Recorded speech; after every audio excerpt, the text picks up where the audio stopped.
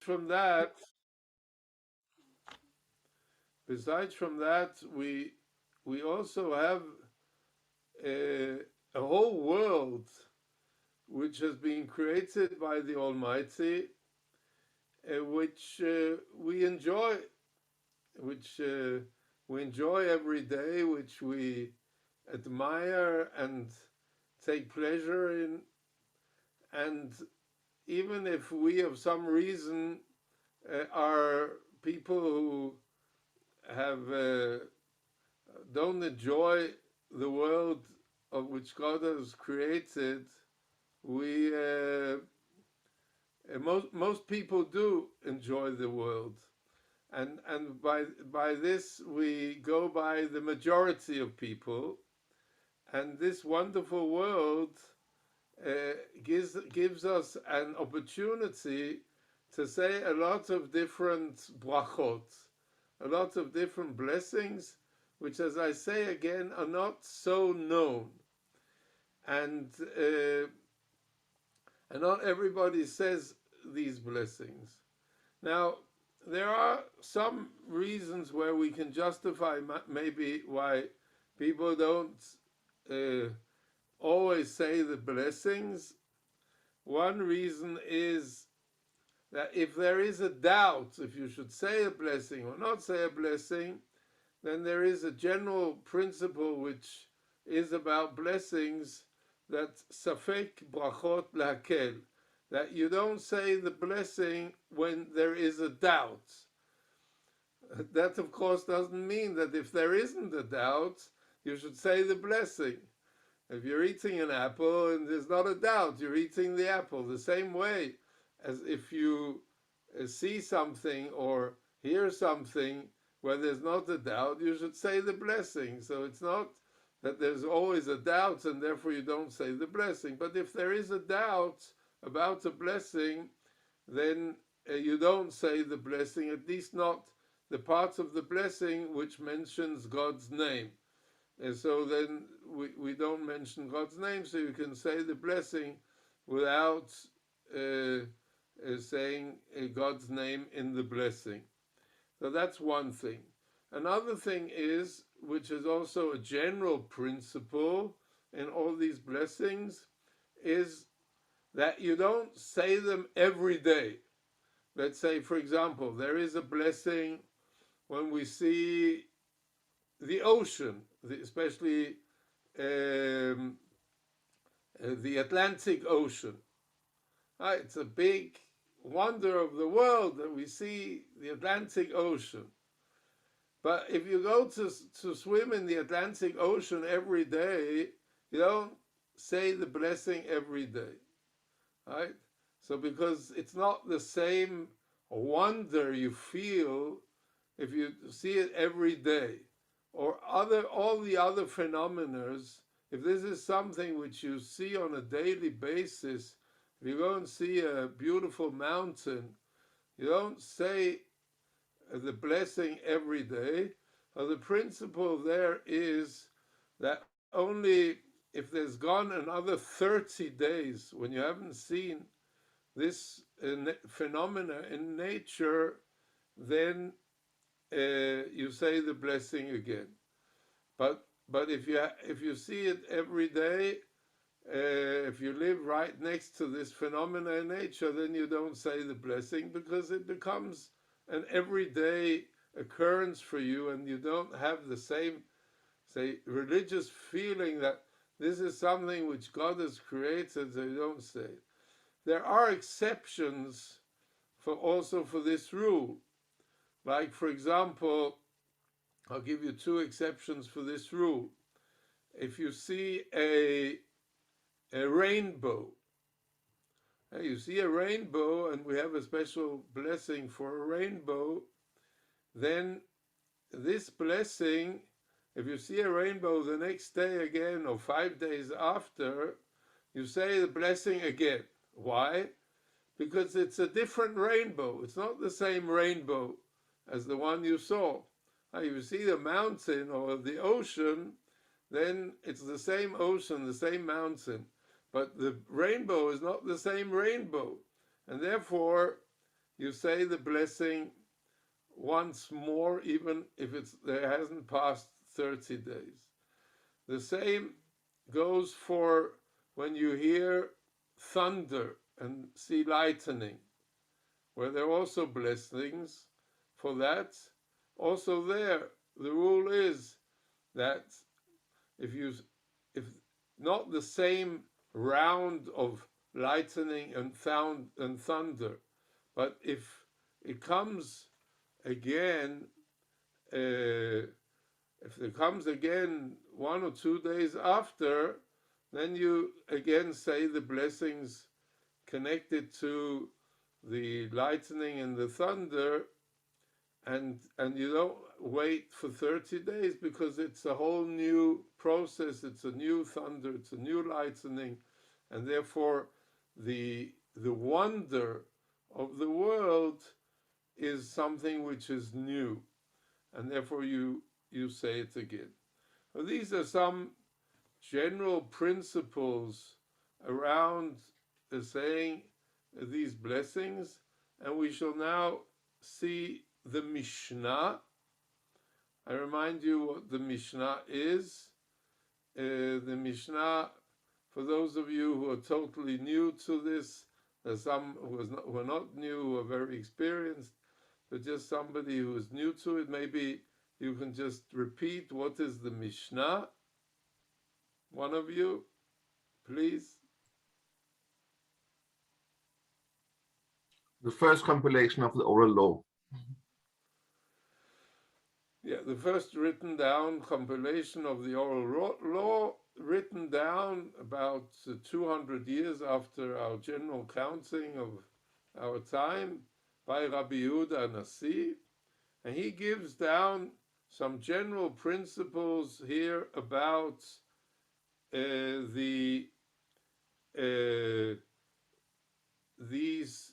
all these different kinds of brachot, and this comes from a Mishnah in Masechet Brachot, in the tractate of Brachot, in the folio page number 54, the first parts of that folio page. So let's get it up. Can you please help us with that now? Everything works. That's excellent. Thank you, Helena. And who is willing to help us to read slowly this text? Please, somebody help me. I can read. Thank you, Kato. He who beholds a place where miracles have been wrought for Israel. Just read slowly so that we can. Okay. He who beholds a place where miracles have been wrought for Israel says, "Blessed art thou, our Lord, our King, King of the universe, who wrought us miracles for our fathers in this place." Okay, I'll just say it also in Hebrew, because it's a little weird, I think, only to have the English text, but that's how I got it. In the Hebrew it says, Baruch she'asa nisim la'avoteinu b'makom hazeh. That is the Hebrew text of this. Okay, thank you. And you can continue. He who beholds a place from which idolatry has been uprooted says, "Blessed who has uprooted idolatry from our land." Okay. Baruch she'akar avodah zara me'artzeinu. That's especially in the land of Israel. Continue. Yes, please. For shooting stars, earthquakes, thunders, storms, and lightnings, he says, "Blessed whose strength and might fill the world." Yeah. For mountains. Okay, it's again in Hebrew. It is Baruch shekocho ukvurato male olam. Please continue. For mountains, hills, seas, rivers, and deserts, he says, "Blessed who has made the creation." Rav Yehuda states. Yes, okay. It's a very simple bracha. Baruch Oseh Bereshit. Rav Yehuda states, "He who beholds the ocean says, 'Blessed who has made the ocean.'" Okay, But Rabbi only Yehuda, he says that we don't only say a general bracha for all great phenomena, which is Oseh Bereshit, that God is the one who created, who made the creation, but he says we say specific brachot for some of these things specifically. So when we see the ocean, there's a discussion about, which we might see later, which ocean is talking about. Is he talking about the Atlantic Ocean, or is he talking about the Mediterranean? But he says, but whatever opinion it is, generally it's accepted the opinion that it's the Atlantic Ocean, which like goes around the whole world. Then it says he talks about Baruch she'asa et hayam hagadol, the one who has made the big ocean, the big sea, right? The big ocean. But only when he beholds it at intervals, which is only when he sees it with the interval, as we explained, only after 30 days. Okay, you can continue. for rain and good tidings, he says, "Blessed who art good and dispensest good." For Okay, bad, that in Hebrew is Baruch Hatov ve'Hametiv, the one who is good and does good also for others. for bad tidings, he says, "Blessed be the true judge." Yes, that's Baruch Dayan Ha'emet, which many of you will know that this is what we say when we hear that somebody has passed away, that somebody has died. It's bad tidings. And we say, blessed be the true judge. Baruch Dayan Ha'emet. He who has built a new house or bought a new vessels says, "Blessed who has kept us in life, has preserved us and enabled us to reach this season." Right. This is the famous bracha, which you also know from a new holiday, or from lighting candles for a new holiday, or many other events. It's Shehecheyanu, Baruch Shehecheyanu, V'kimanu, V'gianu, Lazman Hazeh. That we also, this is a bracha, which we also use when we have built a new house, or whenever we have a new vessel, whenever we have a new clothes or new vessel or a new beautiful thing, then we have a feeling of happiness, and then we say Shehecheyanu V'kimanu. Yes. One says the benediction for a calamity apart from any attendant good, and for good fortune apart from any attendant evil. But he who has supplicates concerning that which is part utters a vain prayer. If his wife is pregnant and he says, "May it be thy will that my wife bear a son," behold, that is a vain prayer. Okay. So the meaning of this is that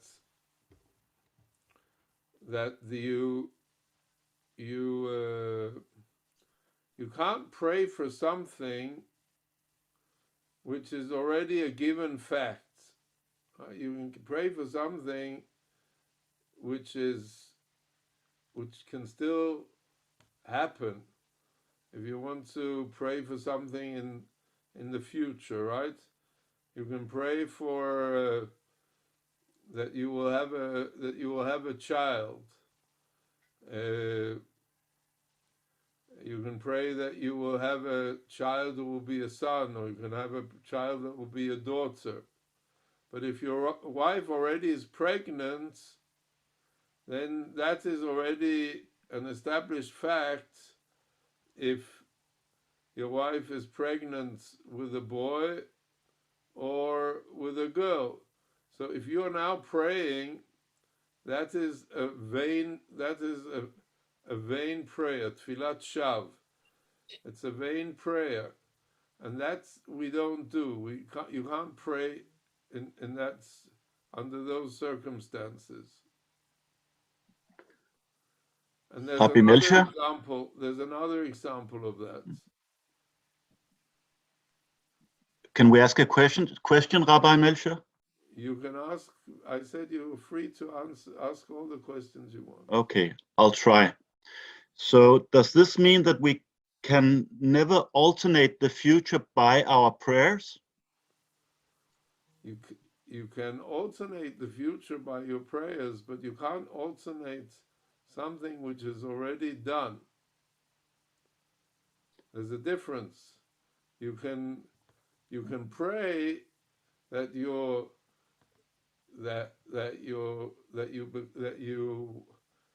wife will be pregnant, and that maybe by your prayers she will become pregnant. Maybe that wasn't supposed to be, and by your prayers or your wife's prayers, that will change the future. But you can't alternate the future, because you can't alternate the past by your prayers. In this case, your wife, if your wife has a son or a daughter and she's already pregnant, you're alternating the past. You're not alternating the future. Now, of course, I don't know how much you've gone into this. Prayer is not as we say in Hebrew, it's not an ATM machine. You put in something and you come in, put in something, and you can expect, now God will hear the prayer. It doesn't work like that. There are many effects of prayers. There's a lot to say about the whole principle of prayer. First of all, prayer has an effect on the human being himself or herself. There are many reasons for prayer, but here the principle is that you can't alternate the past. Thank you. And there's another example of that, which is, you can read to the end, please. If he were on the way and hearing a cry of lamentation in the city, exclaims, "May it be thy will that it be not within my house." Behold, that is a vain prayer. Yes. If you're outside the city and you hear a terrible crying out from a home that something terrible has happened, and you pray, I really pray that was not my home which was lamented, then that is also a vain prayer, because it's also a prayer of something which already happened in the past. It's a vain prayer. And therefore you're not allowed to pray a prayer like that. Okay, so you get here in the Mishnah a general picture of all kinds of different nature phenomena. We only here see a few of them. They're examples of natural phenomena, great phenomena in the nature. Some of them are phenomena which exist in the nature always, like hills and rivers and deserts, and some are things which happen, like earthquakes and thunders and storms, and some are good tidings and bad tidings, and some of the things which you get and accept. These are all kinds of different brachot which are put together in this Mishnah. Now we will see just a few examples from the Talmud. Again, this is a shiur of a taste of something. You won't get the full picture in this shiur. It's impossible. But you'll get a taste of some of the things and some of the principles which then can apply to many other situations which you hopefully can study also on yourselves, by yourselves. But you get the main principles here. Some of them I laid out in the very beginning. Now we go on to the Talmud. The Talmud explains, of course, the Gemara explains what is in the Mishnah. The Gemara compelled the coming 300 years after the Mishnah, and this Gemara is a part of the explanation of the Mishnah, and there is in the Gemara all kinds of explanations of why there is lightning and thunder in the world, from a philosophical, not a nature perspective, from a philosophical perspective. And again, this is a choice of Yair, where I'm just bringing what Yair has brought to the table. So I'm following his choice in this, and if somebody would like to read, then I will be very pleased.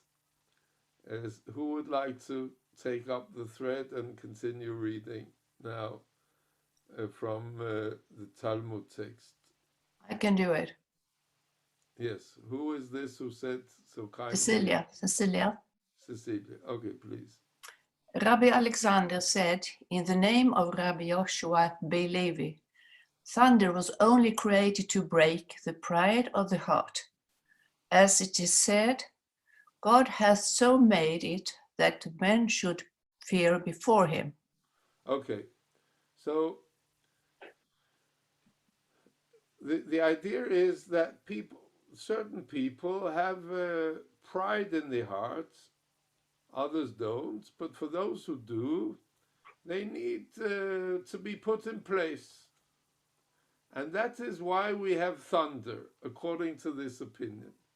In order to, to have a phenomenon of nature which will straighten out, I will say, straighten out what is in the pride of people, put people a little into proportion, that there is something greater.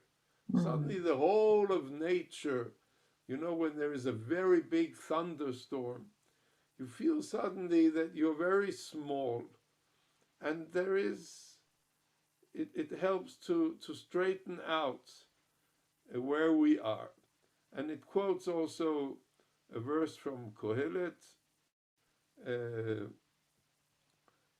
from whatever it's called in English, Kohelet,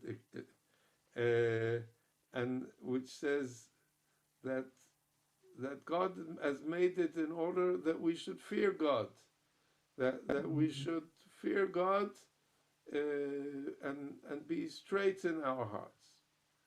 Okay, continue, please. Also said Rabbi Alexander, in the name of Rabbi Joshua ben Levi, who sees the rainbow should prostrate himself upon his face, as it said, as the appearance of a bow that is in the cloud, and when I saw it, I fell upon my face. Okay, so this is a verse from Yechezkel, from the prophet of Ezekiel. It's a kind of feeling that the colors of the bow shows something of God's honor in the world, the magnitude And this is so great that you shouldn't even look at it.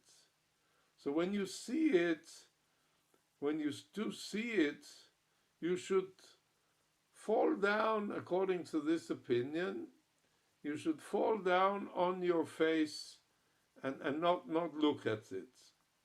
No. Okay, continue, please. In the West, they curse one who acts thus, Yes, because in the it has West, the Talmud was written in the East.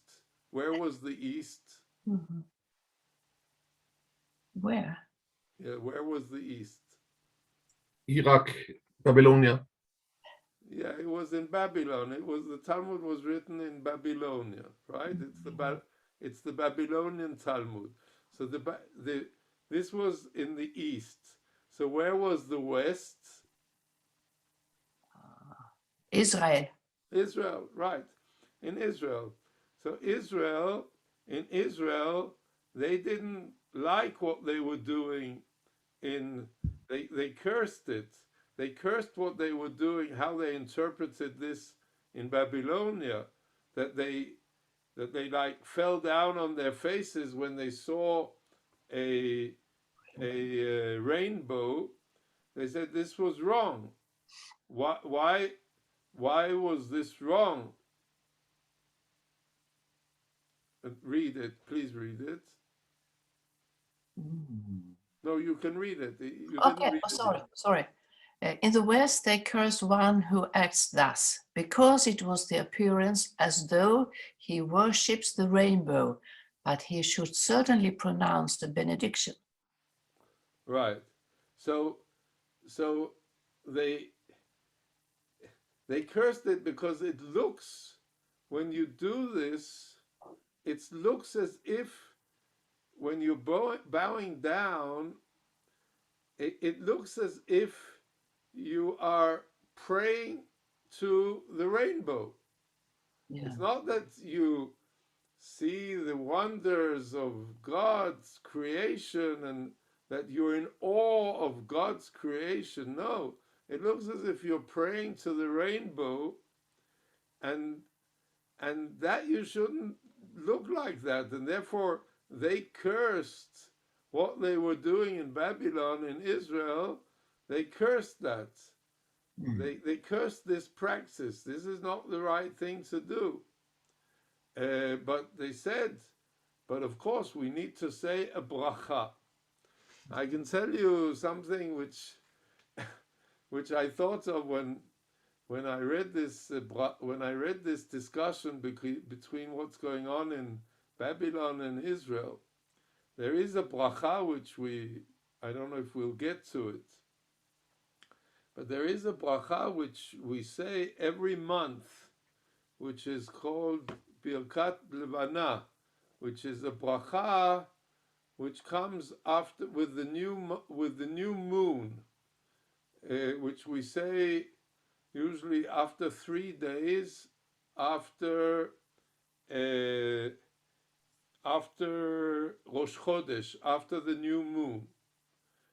There's a special bracha where we go out. Usually it's said in most communities on Motzei Shabbat, Saturday evening, we go out, we see the new moon, and we say a bracha where we bless God who has renewed the moon, has renewed that we can see the new month, the new moon. Now, in Copenhagen, this was also the tradition that you did this, and my grandfather, Zichrono Livracha, he canceled this tradition in Copenhagen many, many years ago. I wasn't there when this happened, and he canceled it because when the Jews came out Saturday evening and they stood looking at the moon and saying this bracha, there were people who came by and they said, "What is happening here?" And then the people said, "Oh, this is the Jews who are praying to the moon." and because they said these are the Jews who are praying to the moon, he said we shouldn't be gathering together saying Birkat HaLevana. He didn't say we should cancel the bracha altogether, but he said we shouldn't be gathering together saying Birkat HaLevana, and from then on, it wasn't done anymore in the community in Copenhagen. Of course, it should still, everyone should do it for himself or herself, but it was then cancelled, and I'm pretty much afraid that since it was cancelled, done collectively, then people also stopped doing it for themselves. But that's why it happened, because people thought that they were praying, that the Jews were praying to the moon. So, so this is this resembles me that what they were saying here in Israel about what they were saying in Babylon, that they're praying to the about the keshet, about the rainbow. In any case, everybody agrees that we should pronounce a bracha. And what is the bracha? What is the benediction? And you can continue, please, Cecilia. What is the benediction? Blessed who remembers the covenant. It has been taught in Baraita. Rabbi Ishmael, the son of Rabbi Yochanan be Barucha, says, "Who art faithful with thy covenant and fulfillest thy word?" Rav Papa said, "Let us therefore say both, blessed who rememberest the covenant, art faithful with thy covenant and fulfillest thy word." Yes. So there was a discussion exactly which bracha to say.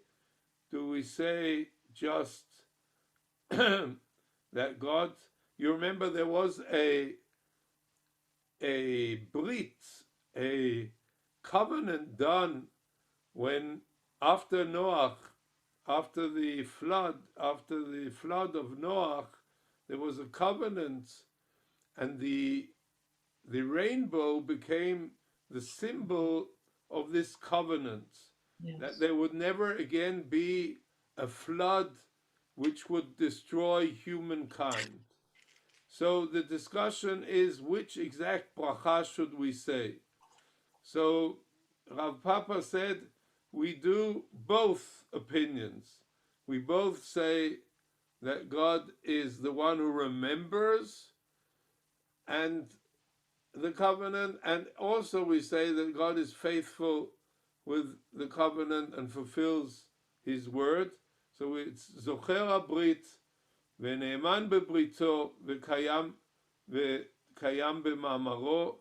We say both these brachot. Okay, so thank you very much, Cecilia. And now we go on to the next text. This is a different kind of brachot, which we say brachot when we see glory, when we see that people have special wisdom, or both Jews and non-Jews have special wisdom. It can be wisdom in the Torah, it can be wisdom in the secular sciences. The Torah is, of course, a special importance because it's the inside of God's giving to the world, but also secular wisdom is of utmost importance, also given by God, and therefore, when you have such importance, and you have people who possess this importance. This is something which we should, when we see such people, we should say a bracha. And there is a discussion today that those who say, well, today we don't have such intelligent people. There are no such so specially wise people. And so it's a doubt. And we said when there's a doubt, then we don't say the bracha. But there are others who say, no, it's not true. When we have really, really outstanding wisdom and people who have contributed to humankind with outstanding wisdom, be they Jews or non-Jews, then you do say the bracha today. There's no reason why to say today that people are less than they were in the past. It's not true. It's not. So therefore we should say this bracha also today. And that is the general opinion. I think it's the right opinion, but it should be the greatest of our generation. You can say Nobel Prize laureates in different areas, the greatest of our generations, maybe not only the Nobel Prize laureates in different fields, but people really who are outstanding, the greatest of our generation. When you see them, not when you see them on television, you have to see them with your own eyes, then you should say these brachot. So let's see what the brachot are. We go to the text here from Brachot, page 58. Who would like to read? Anybody? I can read. Yes, who is that? Anna. Anna, please. Our rabbis have taught, who beholds the sages of Israel should say, Blessed, who has imparted of thy wisdom to them that fear thee. Yes. Well, the expression there is to those who fear you, because it's to the Jews who fear God. So it's God, all the wisdom comes from God. And it's part, saying these brachot is part of the recognition, not only of admiring the people, but it's admiring God, who all the wisdom comes from God. So it's God who gives of his wisdom to, and it's those sages of Israel. So it's chalak michochmato, from the wisdom of God, to those who fear God. And continue. Yes, but on beholding the wise of other peoples, he says, Blessed who hast given of thy wisdom to thy creatures. Yes. So here we don't say to those who fear God, because we're not talking about other Jews, but we say who to give unto those who he has created. Those who he has created. He's given wisdom also to many other people than Jews. Not only Jews he has given wisdom to, but to many people who God has created. And therefore we say a bracha and thank God for having spread his wisdom to people who God has created. Shall I continue? Please. Who beholds the kings of Israel should say, Blessed who hast imparted of thy glory to them that fear thee. Yes. So this is also when you see a king of Israel, then you should say the bracha again, because it's a king of Israel. So somebody who fears God according to the Jewish tradition, then you're talking again about that God who is the King of Kings, has given of his glory also to a Jewish king. Can I ask a question? Yes. So this bracha was instituted many hundred years after the last Jewish king. So the question is, if today, when we have an elected president of the state of Israel, if that would in any way come under this definition. Well, 1 second. We'll talk about if you say this at all for elected presidents or prime ministers or so on. Let's talk about this in a second. Let's just continue to the end of this. I think I'm not sure where I am. I think I'm at, but on beholding the kings. No, that is not. But even Am I there? the But kings of other peoples. yeah, he says, blessed who hast imparted of thy glory to thy creatures. Is that Right. correct? Yes. Yeah. Should I go So- on? Our Johanan? Yeah, no? No, Okay. that's fine. So now I'll relate to what Michael asked about. There is a discussion. What kind of kings are we talking about? First, we discussed now what kind of smart people, wise people, the first parts of this talks about. There's a big discussion about what kinds of kings do we talk about, because obviously the kings of the past are not the same as the kings of today, and the kings of democracy are not the same as the kings of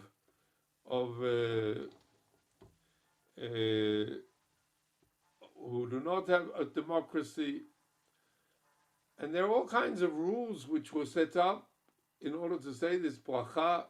Some talked about rules that it needed to be kings who were in their full uniform, like with royal, they had to have their crown and their full royal uniform. And some say that the kings had to have a royal power, that they could decide over life and death, war and peace. So that would mean that only in monarchies, unlimited monarchies, not in democracies for sure. And there's a lot of different opinions on this. And the question is if presidents, elected presidents, or prime ministers, today the powers are with prime ministers, but prime ministers are sitting in their positions only because of, in democracies at least, only because of parliaments. And the parliaments can dismiss a prime minister. So that's also a very limited power you have, because you sit there because of the strength of the parliament, which also sits there because of the strength of the people. So the question is, where do you set the line for saying this blessing? So there are all kinds of different opinions. There are those who say you don't say the blessing at all today. There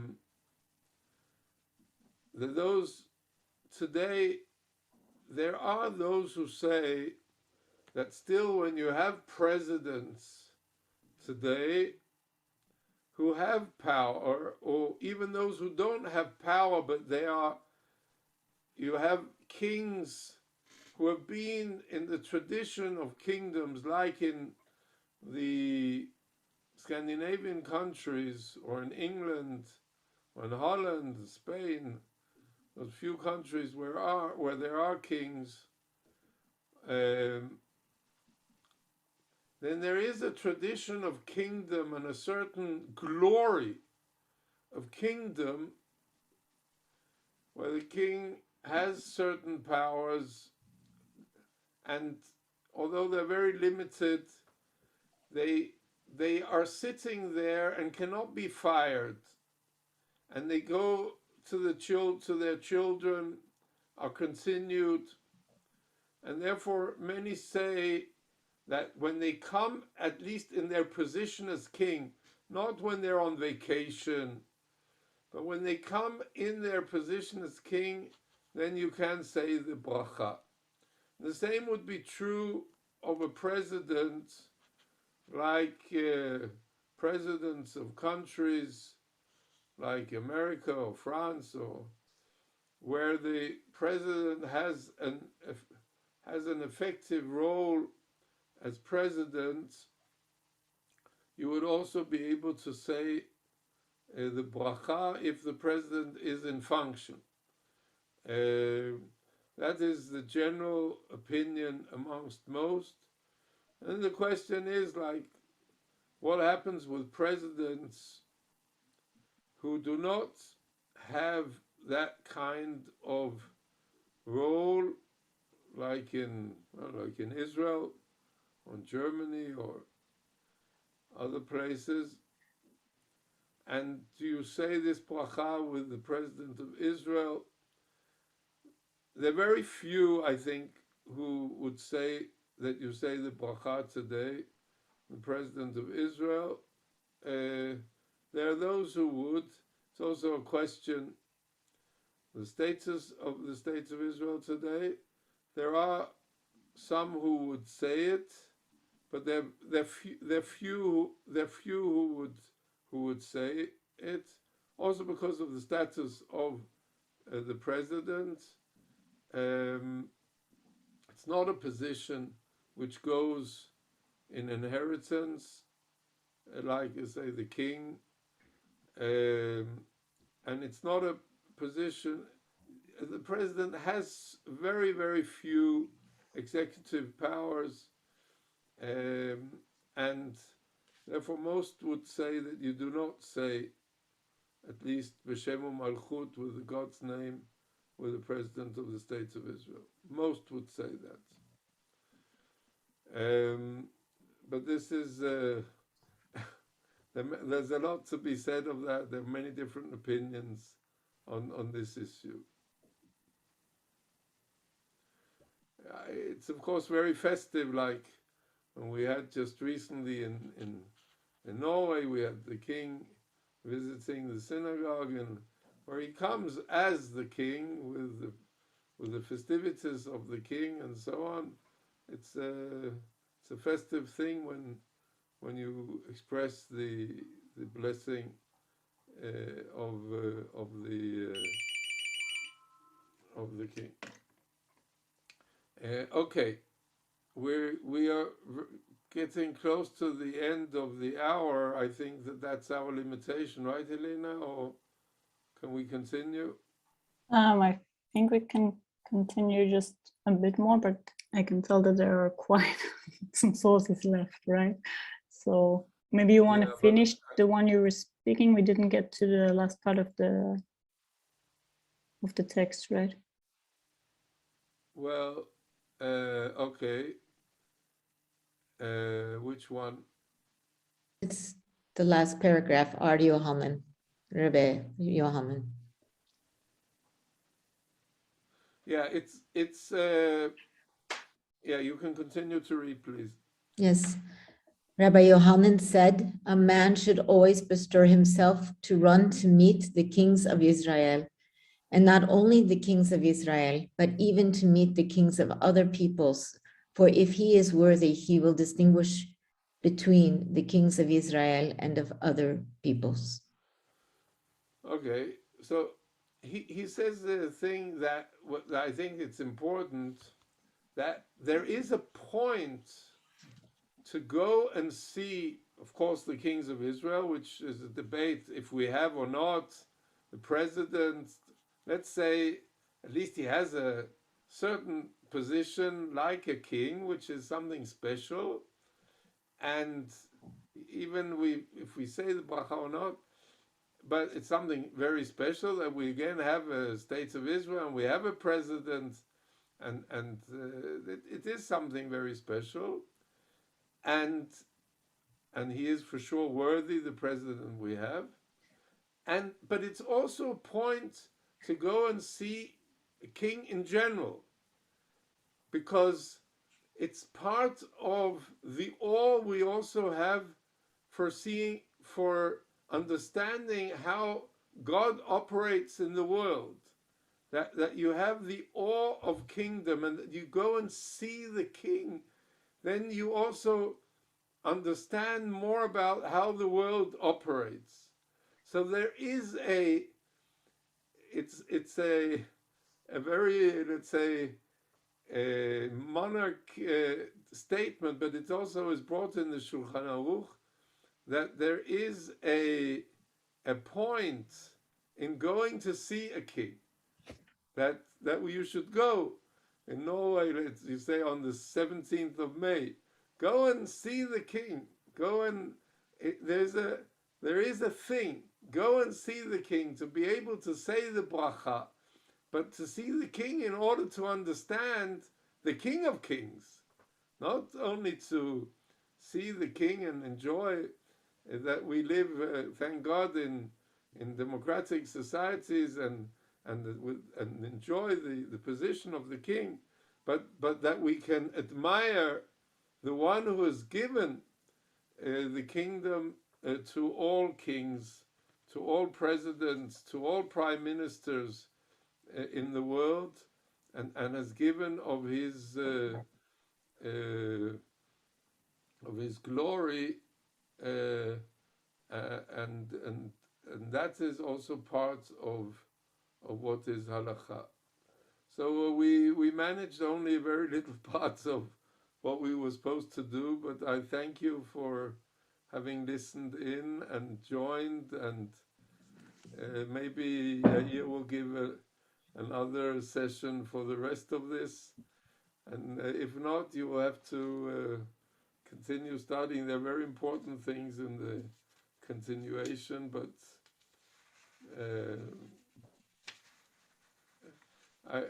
maybe I just mention one other rule which we didn't manage to talk about, the rule of Shechianu and Hatov VaMeitiv.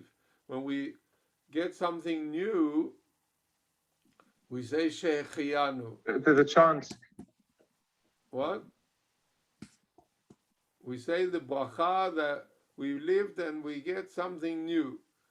And this is a very important bracha. Every time we buy a new clothes, something new clothes, a new thing, a new house, a new something, we say Shechianu.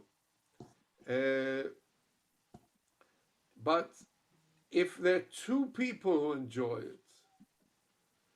it, then, or we get a house where there are two people who live, or two people enjoy this, two or more people, be 5 people. If you get something new for a group of people, a family, or you have, for example, you have a child, and you get a new beautiful piece of clothes for your child, so both parents are proud of this piece of clothes, then you don't say Shechianu, but you say Hatov VaMeitiv, that this is something which is good and something which also does good for others. And there's 2 different brachot here, and it's interesting to see how these 2 brachot into Shechianu you say when it's something which is good for yourself, and Hatov VaMeitiv you say when it's something which is good for several people. I just mentioned this as one thing which, amongst the many things which we could mention, which we did not talk about. Okay, so I wish you a Shavua Tov, a good week.